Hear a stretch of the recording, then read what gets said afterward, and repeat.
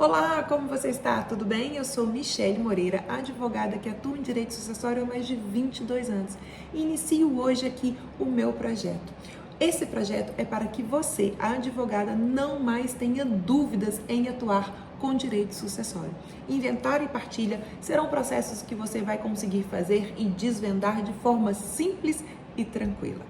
As aulas serão objetivas, no qual eu vou estar trazendo a teoria e a prática, em aulas sucintas, com temas diversificados e que você, se acompanhar, vai atuar com toda a segurança que você precisa. Nós vamos então começar lá do iniciozinho. O que é sucessão? Sucessão é aquela transmissão, quando o falecido morreu, deixando o patrimônio, para que aquele patrimônio transmita-se para os herdeiros, se chama sucessão, é aberta a sucessão. E essa sucessão ela é aberta na data da morte, não na data da abertura do inventário, ok? Então a sucessão inicia-se com a data da morte do falecido. Nós temos dois tipos de sucessão, a sucessão legítima e a sucessão testamentária. A sucessão legítima é aquela sucessão do artigo 1829, aquela sucessão que decorre da lei, onde aqueles herdeiros que estão lá elencados é que receberão o patrimônio deixado pelo falecido. Já a sucessão testamentária é aquela sucessão por um ato de vontade. O falecido fez um testamento e deixou, quando em vida, deixou escrito como ele queria dispor do seu patrimônio. Então, essa é a sucessão testamentária. A sucessão legítima, que está no artigo 1829, nós temos herdeiros legítimos necessários, que são os descendentes, os ascendentes e o cônjuge, e os herdeiros legítimos não necessários, que são os irmãos, primos, sobrinhos, são aqueles que vêm receber a herança se não tiver herdeiros legítimos necessários, descendentes, ascendentes ou cônjuge. O herdeiro testamentário é aquele herdeiro que está descrito no testamento, aquele no qual o falecido deixou para quem ia deixar os seus bens. Este é o herdeiro testamentário. E o herdeiro universal, aquele herdeiro único, aquele herdeiro que não tem outro para receber a herança. Então ele é chamado de herdeiro universal, é o único herdeiro do falecido e não há necessidade de partilha. O que vai acontecer é uma adjudicação do patrimônio. Isso mesmo. Por quê? O inventário, ele é um procedimento em inventário e partilha. Então, ele se divide em duas partes.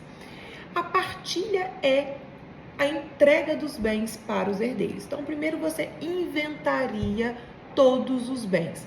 Leva para o juiz ou para o cartório de registro, para o cartório de notas, todos os bens que o falecido deixou, todas as dívidas que o falecido deixou e resolve todas as outras documentações necessárias para que você mostre para o juiz qual foi o patrimônio deixado. E depois você inicia então o processo da partilha. Daqueles bens subtraído as dívidas, você faz a partilha dos bens para os herdeiros. Agora, quando o herdeiro é um herdeiro universal, você não precisa partilhar, você não precisa dividir aquela entrega. Por isso você faz uma adjudicação e entrega todo o patrimônio para o herdeiro único, herdeiro universal. Aqui também a gente precisa se atentar por duas questõezinhas. Vamos supor numa conta conjunta. E aí, como é que funciona quando o falecido deixou conta conjunta? Como é que eu vou inventariar esta conta conjunta? Bom, você vai inventariar 50% do saldo da conta conjunta. Ah, mas o falecido contribuiu muito mais. O saldo que estava lá foi todo ou quase todo depositado pelo falecido.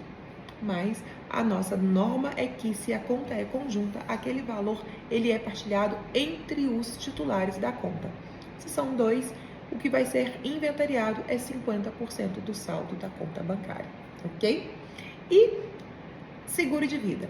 O seguro de vida não é inventariado. Por quê? No seguro de vida, quando eu escolho um seguro de vida, quando eu contrato um seguro de vida, eu vou escolher o beneficiário. Eu vou colocar que aquele seguro vai ser pago para X. E aí não há necessidade de que eu arrole aquele valor do seguro de vida para o inventário. Mas se houver a contratação de um seguro de vida no qual não exista o beneficiário, eu simplesmente contratei o seguro de vida e não escolhi o beneficiário, aí sim, aquele valor vai ser pago dentro do inventário e vai ser partilhado para os herdeiros nas condições que a legislação mandar. Dependendo do regime de casamento, se terá meação ou não, dependendo da quantidade de herdeiros, ou seja, ele vai prosseguir como se fosse dentro do rol dos bens, ok? E dívidas. Então, as dívidas precisam ser pagas.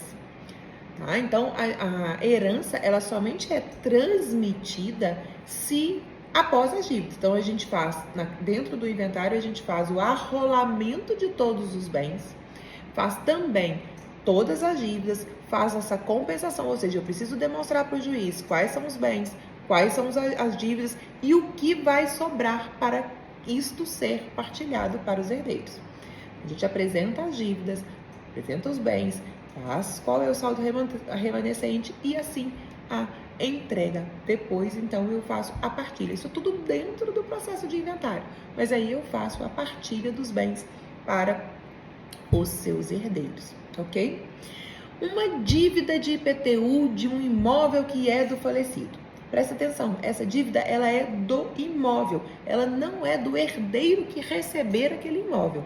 Então, quando for efetuar esta partilha, a gente precisa alocar, a gente precisa fazer, a gente precisa demonstrar ali que aquela dívida é uma dívida do falecido ou do imóvel e aí sim, efetuada a dívida, depois faz a partilha dos bens, ok?